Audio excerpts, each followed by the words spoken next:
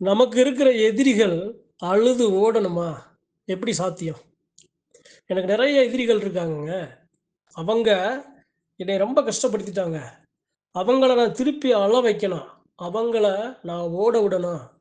அவங்க என் பக்கமே வராம, அவர்கள் கஷ்டத்த நான் திருப்பி குடுக்கணும் அப்படின்னு ஒரு சில மக்கள் நெனைச்சீங்க அப்படின்னா, இன்னைக்கு இந்த பதிவு. சரி, நான் தனிப்பட்டு என்னுடைய எதிரிகள நான் அழவிட முடியுமா? அழுது ஓட விட முடியுமா? அவர்கள் செஞ்ச தப்புக்கு நான் திருப்பி அடிக்க முடியுமா? இப்ப பெரும்பாலா எல்லாம் என்ன நடக்கும் அப்படின்னா, எதிரிகள ஓட விடணும்னா, இத செய்யுங்க. இது மாதிரி தீய செயல்கள, தீய வினைகள செய்யுங்க. இது மாதிரி அ ஒரு சில பொருட்கள எடுத்து அவங்கள நினைச்சு, இது மாதிரி அ இந்த இந்த இந்த இந்த சாங்கியங்கள செய்யுங்க. அப்படிங்கிற மாதிரிலாம் நான் சொல்ல வரல. அது செய்றது தவறு. அப்படி நான் செஞ்சா எனக்கு தான் அதனுடைய பாவங்கள் என்னையும் சேரும். அது செய்யக்கூடாத சத்தியமான வழி அல்ல. தவறான வழி. நான் சரியா இருக்கேன் அப்படின்னா, எனக்கு எதிரிகள் நெறைய இருக்காங்க அப்படின்னா, அவர்கள நான் எப்படி அவர்கள அவர்கள் பட்ட அந்த அவர்கள் செய்த வினைகள, அவங்களுக்கு எப்படி அந்த கஷ்டம் அவங்களுக்கு திருப்பி குடுக்க முடியும் அப்படின்னா, நான் குடுக்க முடியாது. தனிப்பட்டு நான் குடுக்கவே முடியாது. ஆனா, நான் வணங்குறேன்ல சாமி, என்னைய காக்குதுல்ல சாமி, அந்த சாமி அத செய்ய முடியும். ஆனா, நான் என் சாமி என்னைய காக்குற சாமி, என்னைய வணங்குற சாமிய சத்தியமான வழியில நான் அந்த தெய்வத்த நான் வழிபட்டு, அவர்கள் அந்த சாமி அவங்களுக்கு தண்டனை குடுக்கும். அது எப்படி சாத்தியம் தான் நான் சொல்ல இந்த பதிவுல ஆசைப்படுறேன். உண்மையான மக்களுக்கு, சத்தியமான மக்களுக்கு இந்த பதிவு பொருந்தும். இல்லங்க, என்னங்க வெளுத்ததெல்லாம் பாலுன்னு இருந்தேன்.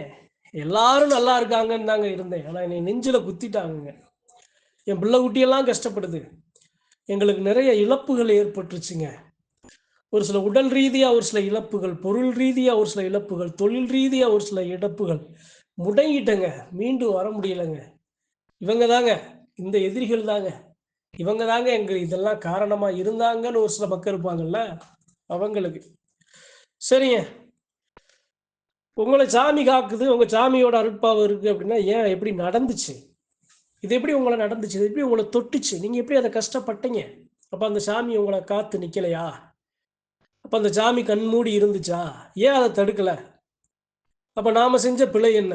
அந்த தெய்வம் எதுக்கு குறுக்க வந்து தடுத்து என்னைய பாதுகாக்கல? இத முதல்ல நாம சிந்திக்கணும். சரி, அது ஒரு பக்கம் இருக்கட்டும். பதிவுக்கு வருவோம். இது மாதிரி எனக்கு தவறு செஞ்சுட்டாங்கங்க. நான் எப்படி தவறு செஞ்ச அந்த எதிரிகள நான் எப்படி அவர்கள திருப்பி அடிக்க முடியும்? அப்படின்னா, ஒரு சில உண்மையான நிகழ்வுகள சொல்றேன். அத வச்சு நீங்க புரிஞ்சுக்கிருவீங்க.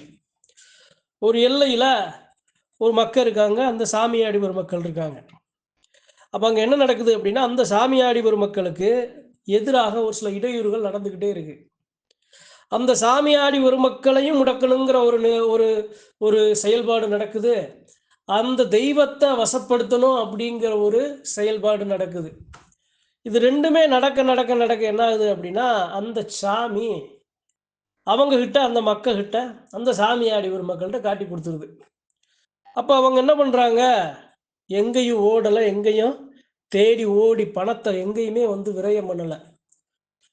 அவர்களுக்கு இன்னாரு தான், இந்த திசை தான், இப்படி தான், இந்தந்த நிகழ்வு தான் எல்லாம் அந்த சாமி காட்டி குடுக்குது. அப்ப அவங்க அந்த சாமிட்ட திருப்பி ஒரு கோரிக்கை வைக்கிறாங்க.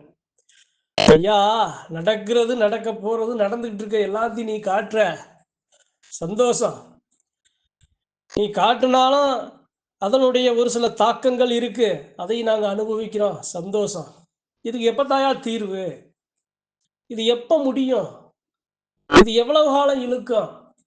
ஒரு முற்றுப்புள்ளி நீ வைக்கணும்ல? அப்படின்னு என்ன பண்றாங்க, எந்த சாமி தான் கண்ல காட்டுச்சோ, தனக்கு எதிராக நடக்கிற சதிகளையும், சூழ்ச்சிகளையும், மாந்திரீகங்களையும், வினைகளையும், கட்டுகளையும், முடிச்சுகளையும் காட்டுச்சோ, அந்த சாமிட்ட திருப்பி அவங்க கோரிக்கை வைக்கிறாங்க.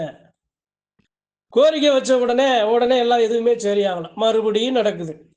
மறுபடியும் அந்த சாமி வந்து காட்டுது. அப்ப மறுபடியும் அந்த சாமிட்ட பேசுறாங்க. நடக்கிறத காட்டுற, நடந்துட்டு இருக்கத காட்டுற, இன்னாருதான்னு காட்டுற. அந்த இன்னார ஏன் நீ அத ஒரு அடி அடிச்சு திருத்த மாட்ற? உன் கோவத்த ஏன்பா காட்ட மாட்ற? நாங்க நல்லா எல்லாத்தையும் சகிச்சு சகிச்சு பழகிறதுனால நாங்க கஷ்டப்பட்டா போதும்னு எங்கள கஷ்டப்படுத்திட்டு அவங்கள உன்னுடைய கருணையை உன்னுடைய கருணையை காட்டுறியா? தவறு செஞ்சவனுக்கு நீ சாதகமா நீ நிற்கிறியான்னு மறுபடியும் அந்த சாமி மேலே கோவப்படுறாங்க அந்த சாமியாடி.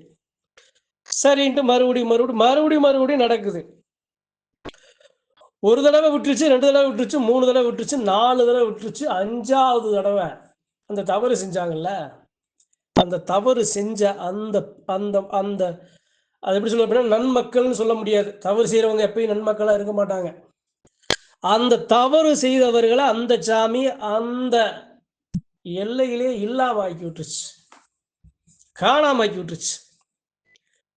அதே மாதிரி இன்னொரு ஒரு கும்பல இதே மாதிரி ஒரு சாமி அவங்க பக்கம் போகக்கூடாது அப்படின்னு தவறான செயல் நிறைய இந்த காலடி மண் எடுக்கிறது, அவர்களுக்கு எதிராக ஒரு சில ஏவல்களை இது போன்ற தீய வினைகளில் ஈடுபட்டுக்கிட்டே வர்றாங்க. அப்போ அவர் என்ன பண்ணுறாரு, அந்த சாமி அந்த செயல் செய்யும் போதெல்லாம் அவருக்குள்ள ஒரு சில உடல் ரீதியாக மனம் ரீதியாக நிறைய மாற்றங்கள் ஏற்படுது. அப்போ அவர் என்ன பண்ணுறாரு, உடனே எந்திரிச்சு அந்த சாமிகிட்ட, என்னையா ஏன் இந்த நிலைமை, உனக்கே இந்த நிலைமையா, அது உனக்கா இல்லை எனக்கா, யாருக்கு இந்த நிலை, என்னைய நான் காக்கவா இல்லை உன்னைய நீ காக்கவா, இல்லை நீ என்னைய காக்குறியா இல்லை நான் உன்னைய காக்கணுமா, என்னையா அப்படிங்கிற மாதிரி அந்த சாமிகிட்ட அந்த சாமியாடி அந்த நடந்த அந்த தவறுகளுக்கு அந்த சாமி நியாயம் கேட்குறாரு. அப்போ அந்த சாமி அமைதியாக விட்டுருச்சு.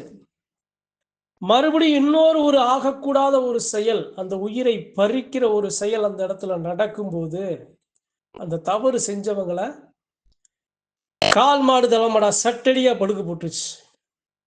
அந்த சாமியோட கோபம் எப்படின்னா, பொறுத்து பார்க்கும். எப்போது தன் பிள்ளையை இழக்கும் ஒரு நேரம் வருகிறதோ அப்போது அங்கே எதிரில் இருக்கவங்க பஸ்பமா மாறுவாங்க, இல்லைன்னா செயல்படாத பொம்மையா மாற்றி விட்டுரும்.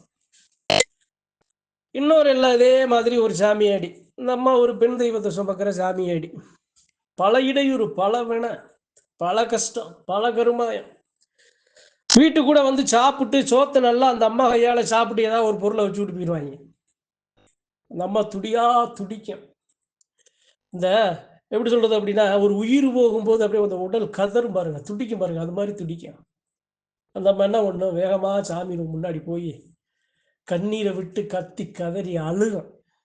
அந்த அம்மா வேதனையை அந்த அம்மா விடுற அந்த கண்ணீரில் தான் அந்த அம்மா அதை சமாதானப்படுத்த சாமிகிட்ட போய் மாலையா கண்ணீரை விட்டு, இப்படியெல்லாம் நடக்குதே, இதெல்லாம் எப்படித்தான் நீ பொறுத்து போற, சகிச்சு போற, இவ்வளவு இடையூறுகள் நடக்குது, உடல் ரீதியா மனம் ரீதியா நம்பிக்கை துரோகம் நடக்குது, நெஞ்சில குத்தாம முதுகுல குத்துறாங்களே, நம்பினவங்களே கழுத்து அறுக்கிறாங்களேன்னு அந்த அம்மா நடக்கும் போதெல்லாம் இது மாதிரியான வினைகள், கஷ்டங்கள், ஏவல்கள், இது போன்ற செய்வினைகள் நடக்கும் போதெல்லாம் அந்த அம்மா போய் அந்த சாமிகிட்ட கத்தி கதறி அழுது, எங்கேயும் போகல.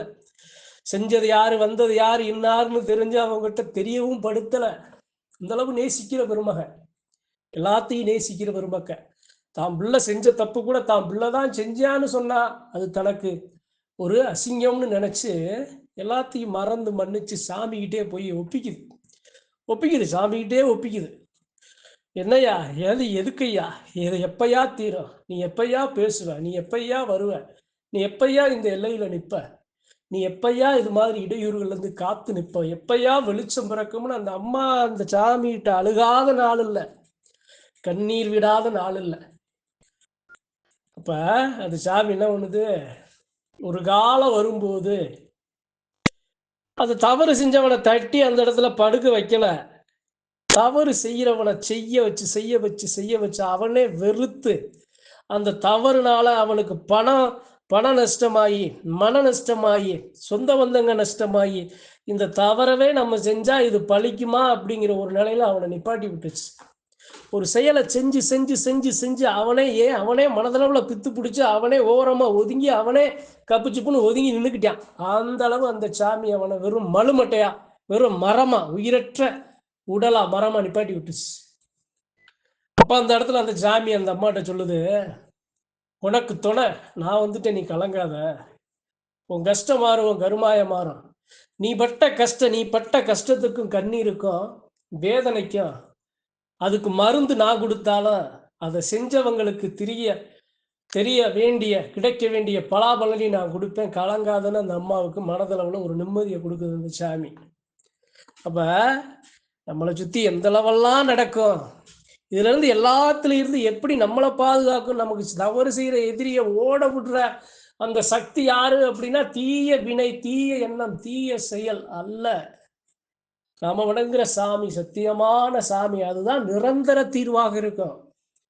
பலிக்கு பலி இன்னொரு பலி, அந்த பலிக்கு பலி இன்னொரு பலி, ஓயவே ஓயாது. ஆனா தெய்வம் கொடுக்கிற அந்த தீர்வு இருக்குல்ல, நிரந்தர தீர்வாக இருக்கும். தவறு செய்தவனுக்கு இருக்கும், தவறால் பாதிக்கப்பட்ட பெருமக்களுக்கு கிடைக்கிற நன்மையாகவும் இருக்கும். அப்ப நான் என்னைய ஒழிக்கணும், என்னைய முடக்கணும், சத்தியமான வழியில நடக்கிற என்னைய செயல்படாம ஆக்கணும்னு செய்யற அந்த தீயவர்களுக்கு, அந்த எதிரிகளை ஓட விடும் அந்த சக்தி யாரு அப்படின்னா, உங்களை காக்கிற சாமி. அந்த சாமிகிட்ட நீங்க காட்டுற உண்மையான அன்பு, பக்தி, தூய்மையான அந்த நம்பிக்கை, இடைவிடாத வழிபாடு, நீங்க கொண்டு அந்த பெரும் மலையம்புட்டு சாமி ஒரு நாள் வரும்னு காத்து காத்து கிடக்குங்கல்ல, அந்த காத்திருப்பு தான் உங்களுக்கு, அந்த சாமி தான் இறங்கி வந்தாதான் இது உங்களுக்கு சரியாகுமே தவிர, பணத்தை கொடுத்து, பொண்ணை கொடுத்து, பொருளை கொடுத்து, தீய வினைய செஞ்சு காலத்துக்கு அதனால சரி பண்ணவே முடியாதுங்கிறதுக்காக இன்னைக்கு இந்த பதிவு. நன்றி, வணக்கம். மற்றும் ஒரு பதிவில் சந்திப்போம்.